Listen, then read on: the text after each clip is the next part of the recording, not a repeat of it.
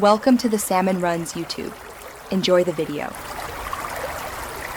You start by opening Google Drive and creating a new Google form so everything saves to your account. Once created, name the form and add a short description to guide respondents. Next, decide whether respondents will upload photos or select images you provide. Both need different question types. You choose file upload for user photos or image for choices. Make sure the form is set to accept files from allowed domains if needed.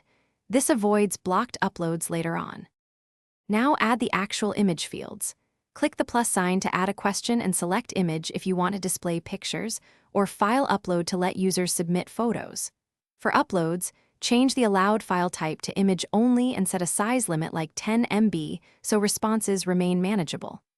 Once done, add clear instructions about orientation, format, and acceptable content. Also make the question required if every respondent must supply a photo. This ensures consistent data collection. Finish by previewing the form and doing a full test. Upload sample photos and confirm they appear in your Drive folder. Once satisfied, set sharing preferences, restrict to your organization, or allow anyone with the link and send the form. If something goes wrong, start troubleshooting. Confirm file types and size limits, clear your browser cache, try another browser, and verify Drive storage isn't full. If uploads still fail, check account permissions and revoke or re-grant file access to refresh settings. Thanks for watching.